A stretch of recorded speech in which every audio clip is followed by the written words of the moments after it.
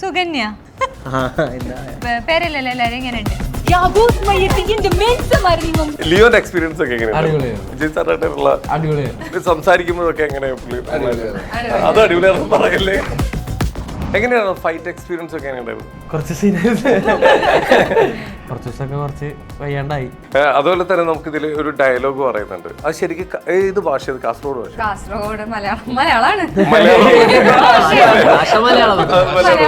ഞാൻ ഇതിൽ പറഞ്ഞ ഡയലോഗ് പലതും നിങ്ങൾക്ക് മനസ്സിലായിട്ടില്ലല്ലോ. നമ്മുടെ ഈ ഒരു സിനിമ ചിത്രീകരണത്തിനിടയിൽ ഒരു ആക്സിഡന്റ് ഉണ്ടായിട്ടുണ്ടായിരുന്നു.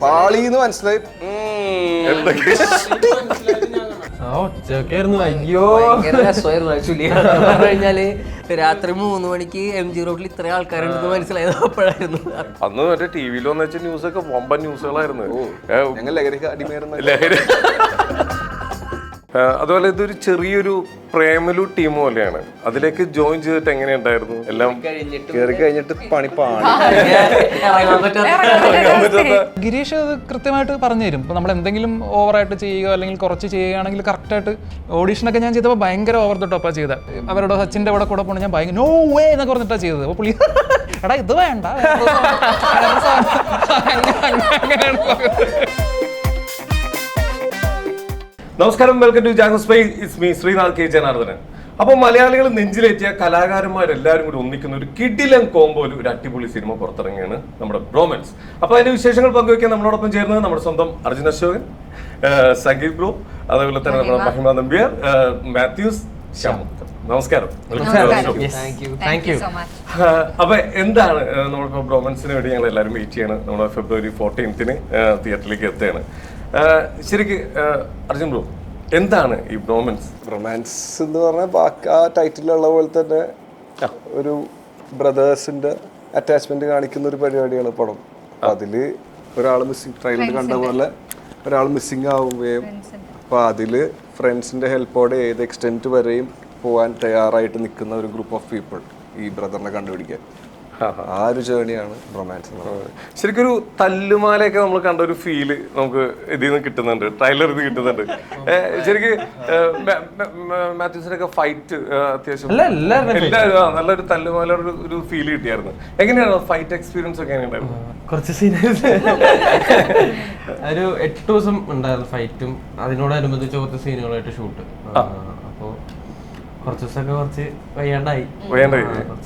കാരണം സോങ്ങും ഫൈറ്റും ഒരുമിച്ച് അടുത്തടുത്ത സോങ് കഴിഞ്ഞ ഉടനെ അല്ല ഫൈറ്റ് കഴിഞ്ഞ ഉടനെ സോങ്ങിലോട്ട് പോയി. ആ ഒരു സ്കെഡ്യൂൾ കുറച്ച് ടൈറ്റ് ആയിരുന്നു. നമ്മള് ഇപ്പൊ ഫൈറ്റിന് നമുക്ക് ഇത്രയും കുറച്ച് കംഫർട്ട് ആയിരുന്നു? കംഫർട്ട് കുറവൊന്നും ഉണ്ടായിരുന്നില്ല, ചെയ്യുമ്പോ കുറച്ച് ടയറിംഗ് ആണ്. എന്തായാലും അവരായിട്ടുള്ള എക്സ്പീരിയൻസ് എല്ലാം അടിപൊളിയാണ്. ഫൈറ്റ് എക്സ്പീരിയൻസ് ടീം സുപ്രീം സുന്ദറാണ് ഫൈറ്റ് കൊറിയോഗ്രാഫി ചെയ്തത്. ഭയങ്കര അടിപൊളിയായിരുന്നു. ഒരു കറക്റ്റായിട്ട് കാര്യങ്ങളൊക്കെ പറഞ്ഞു തരും. സുപ്രീം മാസ്റ്ററൊക്കെ ആണെങ്കിലും കറക്റ്റ് ആണെങ്കിലേ ഓക്കെ പറയുള്ളൂ. അപ്പൊ അത്രയും നേരം പോകും അത് കറക്റ്റ് ആവുന്നവരെ. അപ്പൊ നമ്മൾ ചിലപ്പോ ചില പഞ്ചുകളൊന്നും കൊണ്ടില്ലെങ്കിലും അത് പ്രോപ്പറായിട്ട് അത് ഇത് ചെയ്യുന്നവരെ, അത് അതിന്റെ ഒരു നീറ്റ്നെസ് വരുന്നവരെ ഇത് അത്രയും പെർഫെക്റ്റ് ആയിട്ടാണ് അതിനെ ട്രീറ്റ് ചെയ്തേക്കുന്നത്. അതുപോലെ ശ്യാം ബ്രോ, എവിടെയോ ഒരു തേപ്പ് കിട്ടിയ അല്ലെങ്കിൽ ഒരു ഡിപ്രഷൻ അടിച്ച ഒരു ക്യാരക്ടർ പോലെയൊക്കെയാണ് നമുക്ക് തോന്നുന്നത്. എങ്ങനെയാണ് ആ ക്യാരക്ടർ? അത് ഈ പറഞ്ഞ പോലെ കാണാതാവുന്നു എന്ന് പറഞ്ഞ ക്യാരക്ടർ എൻ്റെ ക്യാരക്ടറാണ്, ഷിൻഡോ എന്ന് പറയുന്നത്. ഞങ്ങളാണ് ഈ പറഞ്ഞ ബ്രദേഴ്സ്, ഷിൻഡോയും ബിൻഡോയും ആണ്.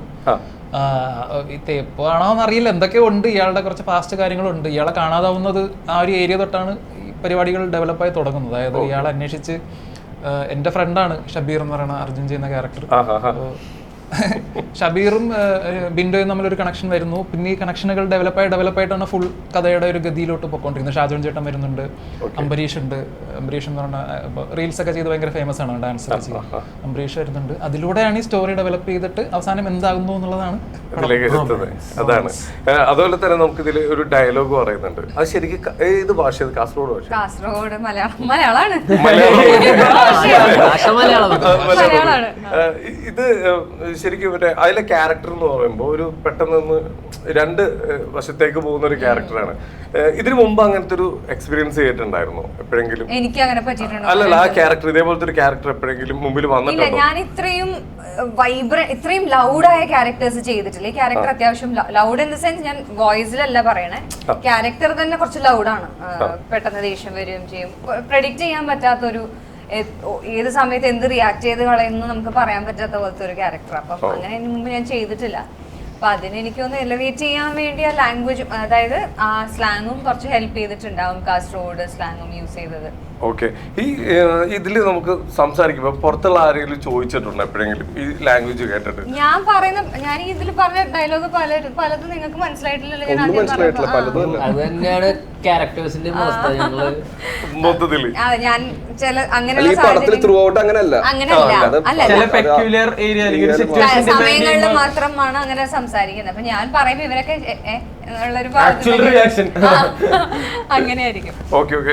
ഇതിപ്പോ നമുക്ക് പറഞ്ഞു തരുമ്പോ അല്ലെങ്കിൽ നമ്മൾ പറഞ്ഞു കൊടുക്കുകയാണോ ഇങ്ങനെയാണ് ഇത് ഈ അല്ല, ഇതിപ്പോ എങ്ങനെയാന്ന് വെച്ചാൽ ഇത് ADJ പറയും ഇതാണ് സിറ്റുവേഷൻ. അപ്പൊ നമുക്ക് ഏകദേശം ഊഹിക്കാലോ ഇങ്ങനെയുള്ള സമയങ്ങളിൽ നമ്മൾ സാധാരണ എന്ത് ഡയലോഗ് പറയുമോ അത് കാസർഗോഡ് സ്ലാങ്ങിൽ അങ്ങ് പറയാം, അത്രേ ഉള്ളൂ. ഓക്കെ. എന്തായാലും ഇതിനു മുമ്പ് ഒരു തിയേറ്ററിൽ എവിടെയോ ഈ ലാംഗ്വേജിൽ സംസാരിച്ചില്ലേ? അത് ഞങ്ങള് ഏതോ തിയേറ്റർ വിസിറ്റിന് പോയ സമയത്ത് ഓഡിയൻസിൽ ഇരുന്ന ഒരാള് കാസർഗോഡുകാരനായിരുന്നു. അപ്പൊ പുള്ളിക്കാരൻ കാസർഗോഡെന്ന് പറഞ്ഞപ്പം ആ പുള്ളിക്കാരൻ എന്റെ അടുത്ത് കാസർഗോഡ് സ്ലാങ്ങിൽ ഒന്ന് പറഞ്ഞപ്പോ ഞാൻ തിരിച്ച് കമ്മ്യൂണിക്കേറ്റ് ചെയ്തു.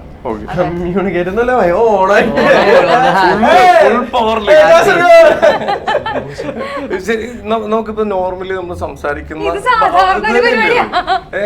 ഇപ്പൊ ജസ്റ്റ് ഒന്ന് നമ്മൾ പരിചയപ്പെടില്ലേ, ഹലോ എന്താണ് വിശേഷം, സുഖമാണോ, നമ്മളിപ്പോ ജസ്റ്റ് ഒന്ന് സംഗീതനോട് ചോദിച്ചേ ആ ഭാഷയില് ഹലോ ഹലോ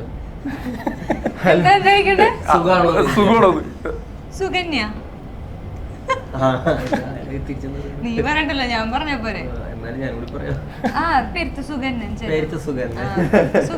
പേരില്ലല്ലോ എല്ലാരും എങ്ങനെയുണ്ട് വീട്ടിലുള്ള എല്ലാരും മനസ്സിലായി, ഉത്തരം അറിയില്ല.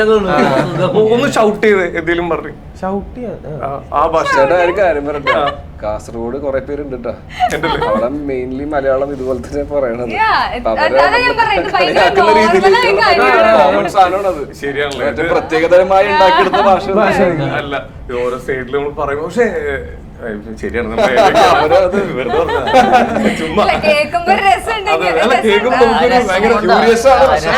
നമ്മൾ ഒന്നും കൂടി റിപ്പീറ്റ് ചെയ്ത് ചോദിക്കാൻ തോന്നുന്നൊരു എന്തിപ്പോ പറഞ്ഞത് നമ്മൾ ചോദിക്കില്ലേ, അത് കുറ്റം പറഞ്ഞതല്ലടാ, ഒരിക്കലും അല്ല. അപ്പൊ അതല്ലേ സംഗീത് ബ്രോ, എന്തായാലും മറ്റേ ഒരു സ്റ്റേറ്റ് അവാർഡൊക്കെ കിട്ടിയിട്ട് നമ്മള് ഇപ്പഴാണ് കാണുന്നത്, ഒരു കൺഗ്രാറ്റ്സ് പറയണം. എന്തായാലും അടിപൊളി. ഇതില് ക്യാരക്ടർ എങ്ങനെയാണ് നമുക്ക് സംഗീതം? ട്രെയിലറിൽ കണ്ട പോലെ തന്നെ ഒരു ഹാക്കറാണ്, പക്ഷെ സ്ഥിരം ഹാക്കർ പരിപാടികളല്ല ആള്. ഒരു പ്രത്യേക കാര്യത്തിന് വേണ്ടി ഇവരുടെ കൂട്ടത്തിൽ വരുമെങ്കിലും അവിടെ സ്റ്റക്കായി പോവുകയും പിന്നെ ആള് കാരണം കുറെ പ്രശ്നങ്ങൾ ഉണ്ടാവുകയൊക്കെ ചെയ്യുന്ന പരിപാടികളാണ്.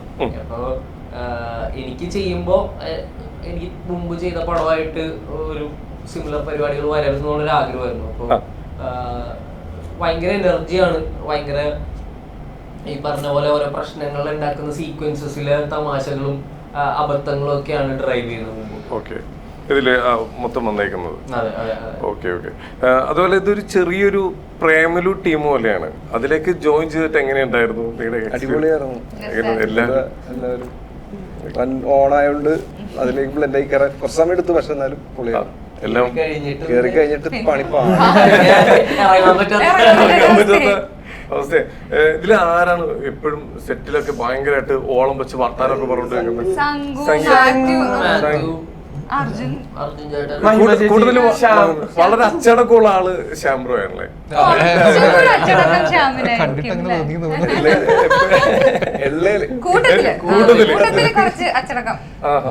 ആണല്ലേ? അങ്ങനെയൊക്കെ പറയാം. എന്തായാലും ഇതിലെന്തെങ്കിലും നമ്മുടെ സ്കില്ല് ഏതെങ്കിലും പുതിയത് എടുത്തിട്ടുണ്ടോ? ഇല്ല, ഇതങ്ങനെ ഒരു വേറൊരു. അപ്പൊ ആദ്യം എന്ന് പറയുന്ന ക്യാരക്ടർ ഒരു കാരിക്കേച്ചറിഷ് ആയിട്ടുള്ള ഒരു ക്യാരക്ടറാണ്. അങ്ങനെയാണ് എഴുതിയേക്കുന്നത്, അങ്ങനെയാണ് അത്. അപ്പൊ അതുകൊണ്ട് പെർഫോം ചെയ്യുന്ന സമയത്ത് പോലും ഞാൻ ആ സമയത്ത് അത്ര ആലോചിച്ചിരുന്നില്ല. പിന്നെ പടം ഇറങ്ങിയതിന് ശേഷം ഒരുപാട് പോപ്പുലർ ആയിട്ടുള്ള ഡയറക്ടേഴ്സൊക്കെ വിളിക്കുകയും കാണുമ്പോൾ സംസാരിക്കുകയും ചെയ്തപ്പോൾ അവരാണ് പറഞ്ഞത് അത് ഭയങ്കര ഒരു തിൻ ലൈൻ ആയിരുന്നു, അങ്ങോട്ടോ ഇങ്ങോട്ടോ പോയിരുന്ന പാളിപ്പോയിന്. അപ്പോഴാണ് ഞാനത് ആലോചിച്ച് തുടങ്ങി, ആണല്ലേ എന്നൊക്കെ പറഞ്ഞിട്ട്. അത് വ്യക്തമായിട്ട് നമുക്ക് പറഞ്ഞു തന്നിരുന്നു ഇങ്ങനെ ഒരു മൂഡാണ് പിടിക്കേണ്ടതെന്ന്? അതെ അതെ, ഗിരീഷ് അത് കൃത്യമായിട്ട് പറഞ്ഞു തരും. ഇപ്പൊ നമ്മൾ എന്തെങ്കിലും ഓവറായിട്ട് ചെയ്യുകയോ അല്ലെങ്കിൽ കുറച്ച് ചെയ്യുകയാണെങ്കിൽ കറക്റ്റായിട്ട് ഇവിടെ കുറച്ച് കയറ്റാം അല്ലെങ്കിൽ ഇവിടെ എത്ര വേണ്ട, പുള്ളി ചിരിക്കും കേട്ടോ. അതാണ് ഓഡീഷനൊക്കെ ഞാൻ ചെയ്തപ്പോൾ ഭയങ്കര ഓവർ ദ ടോപ്പാ ചെയ്തത്. ഇപ്പൊ നോവേ നോവേ എന്ന് പറഞ്ഞിട്ട് പുള്ളി പറയില്ലേ, അവരുടെ സച്ചിന്റെ കൂടെ പോകണം ഞാൻ ഭയങ്കര നോ വേ എന്നൊക്കെ പറഞ്ഞിട്ടാണ് ചെയ്തത്. അപ്പൊ പുള്ളി എടാ ഇത് വേണ്ട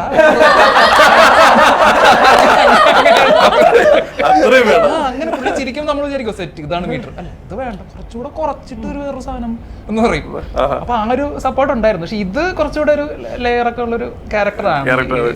ശരിക്കും ആ JK എന്ന് പറയുന്ന സംഭവമില്ലേ അപ്പൊ ചെയ്യുമ്പോ നമുക്ക് മനസ്സിലുണ്ടായിരുന്നു ഇത് വർക്ക് ആവൂ, അങ്ങനെ ഒരു ടെൻഷൻ ഉണ്ടായിരുന്നു. അത് നമുക്ക് ലൊക്കേഷനിൽ നിന്നുള്ള റെസ്പോൺസ് വെച്ച് നമുക്ക് മനസ്സിലായി. കാരണം ചെയ്തൊക്കെ തുടങ്ങി കുറച്ച് ദിവസം കഴിഞ്ഞപ്പോൾ ഞാനിപ്പോ നമ്മളൊരു ഷൂട്ടിന്റെ ചെന്ന് ഇറങ്ങുമ്പോൾ തന്നെ മറ്റേ ക്യാമറ യൂണിറ്റിലെ പയ്യന്മാരൊക്കെ JK എന്ന് പറഞ്ഞ് ഇങ്ങനെ കാണിക്കുമായിരുന്നു. അതെ കണക്ട് ആയി. പിന്നെ നമ്മൾ ലാസ്റ്റ് പെപ്പർ സ്പ്രേ സീനൊക്കെ ഷൂട്ട് ചെയ്യുമ്പോൾ അവരൊക്കെ ഒന്ന് പറഞ്ഞു മച്ചാൻ ഇത് കിടിലം പരിപാടിയാണ്, ഇത് ഭയങ്കര വർക്കാവും. അപ്പോഴും നമ്മളങ്ങോട്ട് അത്രയും ഓവർ പ്രതീക്ഷകൾ വെക്കാൻ പാടില്ലല്ലോ. അതുകൊണ്ട് ഓക്കെ താങ്ക് യു ചേട്ടാന്ന് പറഞ്ഞിട്ട് വിടുകയുള്ളൂ.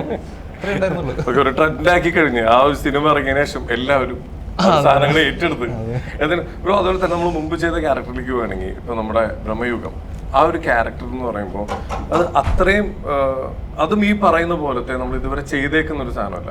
അർജുൻ ബ്രോന്റെ കരിയറിൽ നമ്മളൊക്കെ നോക്കുമ്പോൾ ഏറ്റവും ബെസ്റ്റ് ക്യാരക്ടറുടെ ഒന്നായിട്ട് നമ്മൾ കാണുന്നത് ആ സെപ്പറേഷൻ എന്ന നിലയിൽ. അപ്പൊ ആ ഒരു കഥാപാത്രത്തിലേക്ക് ആ കഥാപാത്രത്തെ ഉൾക്കൊള്ളാൻ ഏകദേശം എത്രത്തോളം ടൈം എടുത്തിട്ടുണ്ടാവും? 2 ദിവസമൊക്കെ ചെയ്ത്, കാരണം നമ്മൾ മാത്രമല്ലേ ഉള്ളൂ. അപ്പം രാവിലെ തൊട്ട് രാത്രി വരെ നമ്മൾ തന്നെയാണ് എല്ലാ സീൻസിലും. അല്ലെങ്കിൽ ഒരു ഗ്യാപ്പ് നമുക്ക് കിട്ടുമല്ലോ, ചിലപ്പോൾ ഉച്ച കഴിഞ്ഞാൽ നമുക്ക് ഷൂട്ട് ഉണ്ടാവില്ല, അല്ലെങ്കിൽ 2 ഷോട്ട് കഴിഞ്ഞാൽ തീരും. ഇപ്പം നമ്മൾ 3 പേര് മാത്രമേ ഉള്ളതുകൊണ്ട് ഫുൾ ഡേ ആൻഡ് നൈറ്റും ഉണ്ടെങ്കിൽ ഫുൾ നമുക്ക് തന്നെ ആയിരിക്കും ഷൂട്ട്. അപ്പോൾ ഇത് യൂഷ്വലി നമ്മൾ എന്തെങ്കിലും ഒരു പ്രിപ്പറേഷൻ മൈൻഡിൽ സെറ്റ് ചെയ്ത് ഇങ്ങനെ ഇരിക്കും. പിന്നെ നമുക്ക് റെഫറൻസ് നോക്കാൻ എന്തെങ്കിലുമൊക്കെ ആയിട്ട് എവിടെയെങ്കിലുമൊക്കെ ഓൺലൈനിൽ ഉണ്ടാവും. പക്ഷെ ഇതിൽ ഞാൻ കുറേയൊക്കെ നോക്കി ഈ കാലഘട്ടത്തിൽ ആൾക്കാരുടെ ഡ്രസ്സിങ് സ്റ്റൈൽ എങ്ങനെയായിരിക്കും നോക്കിയാൽ ചിലപ്പോൾ അവരെ നിപ്പൊക്കെ കണ്ടുപിടിക്കാൻ പറ്റുമോ എന്ന് പറയും. പക്ഷെ അതിനെപ്പറ്റി ഒരു ഡീറ്റെയിൽ എവിടെയും ഉണ്ടാവില്ല. അപ്പോൾ ഒരു ഭയങ്കര ഡൗട്ട്ഫുൾ. പിന്നെ നമ്മൾ ആകെ ഉണ്ടായിരിക്കണത് ആ കാലഘട്ടത്തിൽ ആ കാലഘട്ടം വെച്ച് ചെയ്തേക്കുന്ന സിനിമകളിലെ ആൾക്കാരുടെ നിപ്പും രീതികളും. അപ്പൊ അവർ കുറച്ചും കൂടി ക്ലോസർ ആയിരിക്കും ഇങ്ങനത്തെ ടൈപ്പ് ഓഫ് ആൾക്കാർ അല്ലെങ്കിൽ കാര്യങ്ങൾ പോർട്രേ ചെയ്യാനായിട്ട്. അപ്പൊ അതിന്റെ ചെറിയൊരു മാനേഴ്സ്, അതാണ് ആ നിപ്പും പരിപാടിയൊക്കെ മാക്സിമം ഫസ്റ്റ് ഞാൻ ചോദിച്ചു ചേട്ടാ ഏജ് ആവുന്നുണ്ടല്ലോ ഒരു പോയിന്റിൽ. അപ്പൊ ഞാൻ രാവിലെ ഡിസ്കസ് ചെയ്തപ്പോൾ രാവിലേട്ടൻ പറഞ്ഞ് ഞാൻ ചോദിച്ചു ചേട്ടാ ഫസ്റ്റ് ചെറിയൊരു കൂഞ്ഞ്, കാരണം തേവനാണ് എല്ലാവരും പോലെ അടിമേനെ പോലെ നിൽക്കണത്. അപ്പൊ ആ ഒരു സാധനം പിടിക്കട്ടെ. പിന്നെ പ്രായം കൂടുമ്പോൾ നമുക്ക് വേണമെങ്കിൽ കുറച്ച് കൂട്ടി പിടിക്കാം പയ്യ പരിപാടി എന്നൊക്കെ രീതിയിൽ അത് പിടിക്കുക നോക്കാം എന്നൊക്കെ പറഞ്ഞ് രാവിലേട്ടന് ഓൾറെഡി ക്ലിയർ പിക്ചർ ഉണ്ട് എങ്ങനെയാണെന്നുള്ളതും. അപ്പൊ അതും നമ്മളുടെ ചെറിയ കാര്യങ്ങളൊക്കെ വെച്ച് ഒരു 2 ഡേയ്സിനുള്ളിൽ പരിപാടി സെറ്റ് എന്നുള്ള രീതിയിൽ. ശരിക്കും ആ ഒരു ക്യാരക്ടർ ഫുള്ള് ഈ ഒരു നിപ്പാണ്, അടിമയാണല്ലോ. അടിമയാണ്. അപ്പൊ അത് ആ ഒരു ക്യാരക്ടർ മെയിൻറ്റെയിൻ ചെയ്യാൻ വേണ്ടി നമുക്ക് ആ ഒരു ലൊക്കേഷനിലാണെങ്കിലും നമുക്കൊക്കെ ചിന്തിക്കുമ്പോൾ ഒരു ഹാപ്പിനെസ്, അതിന്റെ ഇടയിൽ എപ്പോഴെങ്കിലും തമാശയൊക്കെ പറഞ്ഞ് മാറിക്കഴിഞ്ഞു. ഞങ്ങളാ പടത്തിന് സ്പൂഫ് ഉണ്ടാക്കണായിരുന്നു, മൊത്തം തമാശയായിരുന്നു. എന്നാൽ കൂടെയുള്ള സിദ്ധാർത്ഥേട്ടനും രാഹുലേട്ടൻ മേടൊന്നും പറയണ്ട. രാഹുലേട്ടൻ വൻ ചില്ലാടുന്നു ലൊക്കേഷൻ. നമുക്ക് വരുമ്പോൾ ചെറിയ സൈലന്റ് ആവും. നമുക്ക് പോയി കഴിഞ്ഞാൽ പിന്നെ നമ്മളുടെ ഏരിയ പോലെയാണ്, വേറെ ആരും ഇല്ല ആക്ടേഴ്സ് ആയിട്ട്. ഞാനും സിദ്ധാർത്ഥേട്ടനും മാത്രമേ ഉള്ളൂ. തമാശക്ക് ഒരു കുറവില്ല അവിടെ. നമ്മളെ തന്നെ ട്രോള് കിടക്ക്. നമ്മള് സിദ്ധാർത്ഥേട്ടനെ കളിയാക്കുക, സാധ്യത എന്നെ കളിയാക്കും. സീൻ ചെയ്ത് കഴിയുമ്പോൾ നമ്മൾ അതിന്റെ സ്പൂഫ് ഉണ്ടാക്കും.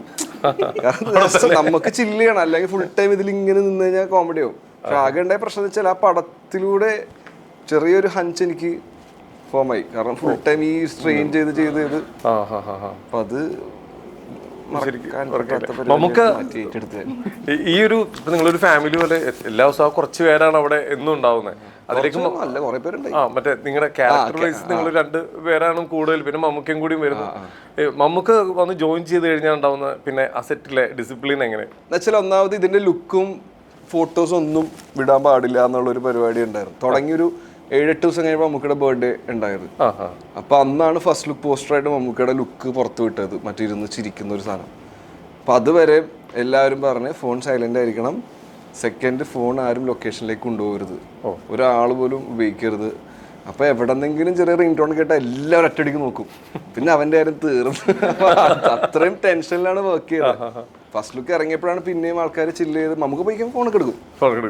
ഓക്കെ ചില്ലാണ്. പിന്നെ സുഖം എന്താ വെച്ചാൽ സെറ്റ് ആയിട്ട് ഫുൾ AC യിലൊക്കെ ആയിരുന്നു. സുഖേഷായിരുന്നു. പിന്നെ പുറത്താണെങ്കിൽ മഴയും ഓക്കെയാണ്.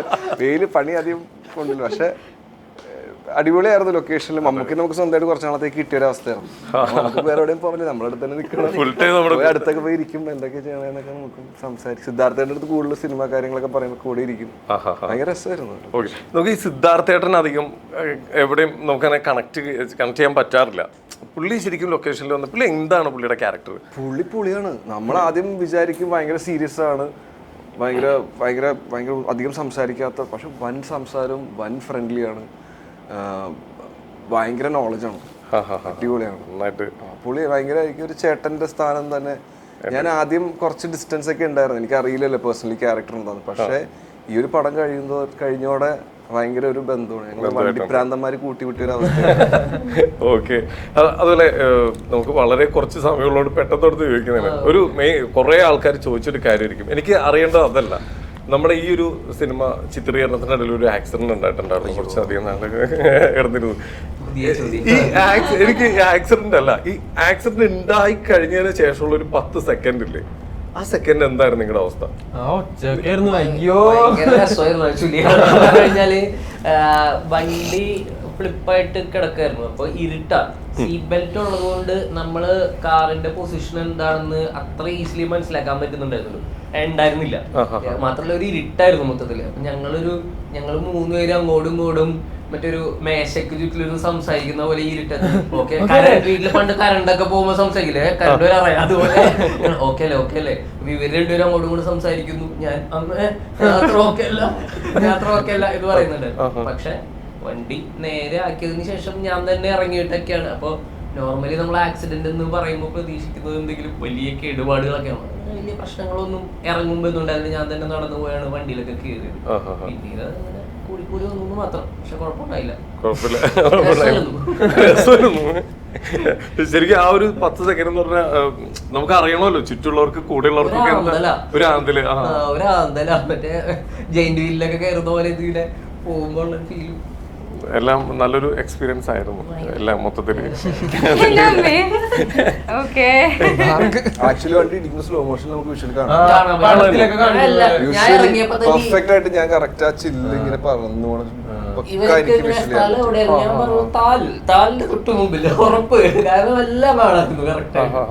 ആ ഒരു മൊമെന്റ് കിട്ടിയായിരുന്നല്ലേ നമ്മള് എല്ലാം കൂടി മനസ്സിലായി. ചിലത് കണ്ണടക്കി വന്നിട്ടുണ്ട്. ഞാൻ മനസ്സിലായത് ഞാൻ കണ്ണടച്ചു. ആണോ? പാളിന്ന് മനസ്സിലായത് ഞാൻ കണ്ണടച്ചു. പറഞ്ഞപ്പോ ഞാൻ ഇങ്ങനെ ഇരിക്കുന്നു. ഓക്കെ. അപ്പൊ തന്നെ എന്തായാലും ആൾക്കാരെല്ലാം വന്ന് ചാടി. അച്ചേട്ടൻ പെട്ടെന്ന് തന്നെ ചാടി ഇറക്കി. പണ്ട് ഇങ്ങനെ നടന്ന് രാത്രി 3 മണിക്ക് MG റോഡിൽ ഇത്രയും ആൾക്കാരുണ്ട് മനസ്സിലായത് അപ്പോഴായിരുന്നു. എന്തായാലും എല്ലാം നല്ലതിനാവട്ടെ. പറ്റില്ല ബ്ലഡ് കണ്ടിട്ടാ തുറക്കം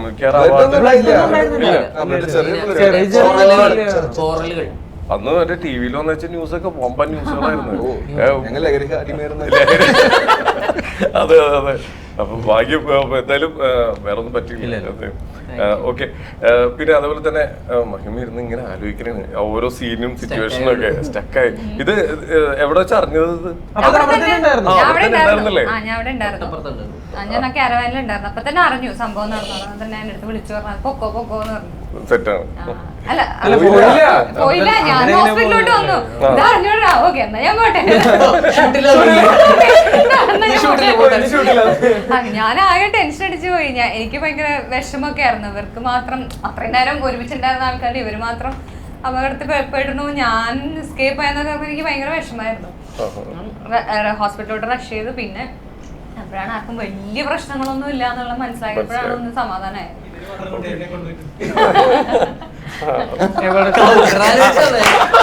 അങ്ങനെ എന്തെങ്കിലും പരാതി എവിടെ കൊണ്ടുപോയില്ല?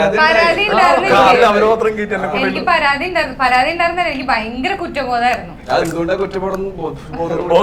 കുറ്റബോധം എന്തിനാന്ന് വെച്ചാൽ അത്രയും നേരം ഒരുമിച്ചുണ്ടായിരുന്നതാണ്.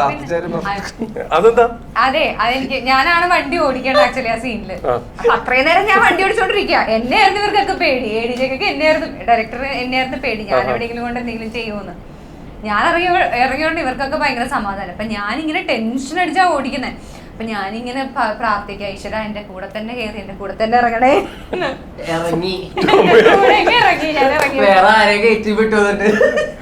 അപ്പൊ അതിന്റെ ഒരു ടെൻഷൻ എനിക്കുണ്ടായിരുന്നു. അയ്യോ ഇനിയിപ്പോ ഞാൻ അങ്ങനെ പ്രാർത്ഥിച്ചത് കൊണ്ടാണോ എന്നുള്ളൊരു കുറ്റബോധം ഉണ്ടായിരുന്നു. ഞാൻ ഇവരോട് പറയുകയും ചെയ്തത്.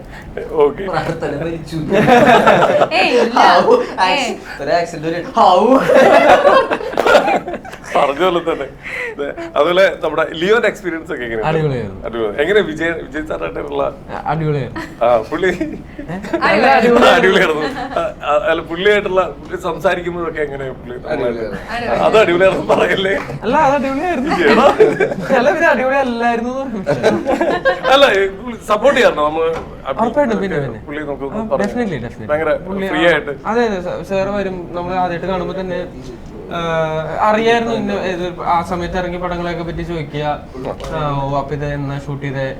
അപ്പൊ അങ്ങനെ ഭയങ്കര നമ്മളോട് അങ്ങനെ ചേർന്ന് നിൽക്കുന്ന ഒരാൾ തന്നെയായിരുന്നു. ഭയങ്കര രസമായിരുന്നു. ഭയങ്കര കംഫർട്ടബിൾ ആക്കി നമ്മളെ കൊണ്ടുപോകായിരുന്നു. എക്സ്പീരിയൻസ് ആയിരുന്നു. ഓക്കെ, ഇനിയിപ്പോ എന്തായാലും നമുക്കിപ്പോ 1-2 സിനിമകളുടെ അപ്ഡേഷൻസ് കൂടി ഞങ്ങൾക്ക് അറിയണം. നമുക്ക് പ്രേമലു 2ന്റെ ഒക്കെ അപ്ഡേഷൻസ് എന്താണ്? അപ്ഡേഷൻസ് ഇപ്പൊ ദിലീഷ് ചേട്ടൻ കഴിഞ്ഞ ദിവസം പറഞ്ഞതാണ്, ജൂലൈയിലാണ് ഷൂട്ട് തുടങ്ങുന്നത്. ഞങ്ങളെല്ലാവരും ഉണ്ട്, കൂടെ പുതിയ ആളുകളൊക്കെ ഉണ്ടാവുമായിരിക്കും. പുതിയ കാസ്റ്റ് ഒക്കെ പുതിയത് ഉണ്ട്, ഉണ്ടാവുമായിരിക്കും. ഓക്കെ, പിന്നെ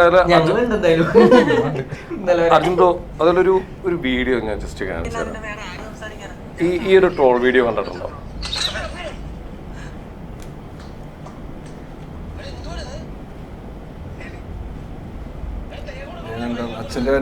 അച്ഛന്റെ വരുന്ന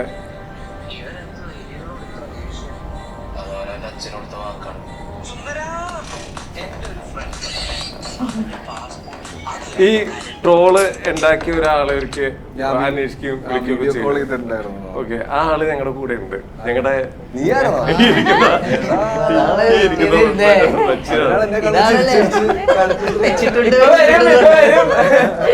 കൊറേ നാളായിട്ടുള്ള ആഗ്രഹമാണ് ബ്രോഡ് നേരിട്ട് കാണുന്നത്. പ്രഹസനം പോലെ ആളാ.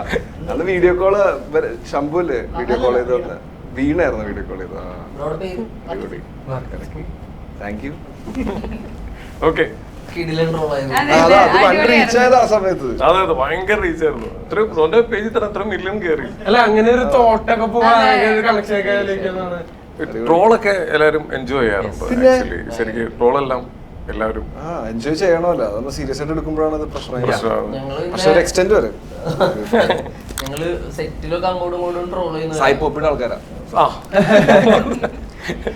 നമ്മുടെ മറ്റേ ഈ ഇപ്പത്തെ ഏറ്റവും വലിയ പരിപാടിയാണ് ഒരു വീഡിയോ കണ്ടു കഴിഞ്ഞാൽ കമന്റ് നോക്കുക. വളരെ കാവ്യാത്മകമായിട്ടുള്ള ഇത്രയും റിപ്ലൈ കൊടുക്കുന്ന രീതിയിൽ പിൻ ചെയ്യാൻ അത് ഏറ്റവും ബെസ്റ്റ് കമന്റ് ഒക്കെ പിൻ ചെയ്ത വീഡിയോ വരും. അടിപൊളിയാണ്. ഓക്കെ, അപ്പൊ എന്തായാലും നമ്മുടെ ഫെബ്രുവരി 14 നമ്മളെല്ലാവരും വെയിറ്റ് ചെയ്തിരിക്കുകയാണ്. എന്തായാലും നമ്മളെല്ലാവരും വളരെ എന്താ പറയുക വെയിറ്റ് ചെയ്തിരിക്കുകയാണ്. അന്നത്തെ ദിവസത്തിന് ഒരുപാട് പ്രത്യേകതകളൊക്കെ ഉണ്ട്. അപ്പൊ എന്തായാലും ഈ പടം വളരെ വളരെ വിജയകരമാവട്ടെ. എല്ലാവർക്കും ഞങ്ങളുടെ ടീമിന്റെ എല്ലാവരുടെയും ഒരുപാട് ആശംസകൾ അറിയിക്കുകയാണ്. എല്ലാവരും ഫാമിലി ആയിട്ടും ഫ്രണ്ട്സിന്റെ ഒപ്പം ഒക്കെ പടം കാണുക. ഒരു ഫൺ റൈഡ് കിട്ടുന്നതാണ്. ഇപ്പൊ ട്രെയിലർ ഇറങ്ങിയ പോലെ തന്നെ അതിന്റെ ഒരു എക്സ്റ്റൻഡ് പരിപാടി ആയിരിക്കും സിനിമ. ഒറ്റ കാര്യം കൂടി, നമ്മുടെ സുമതി വളവിന്റെ അപ്ഡേറ്റ് കൂടി ഒന്ന് പറയാമോ?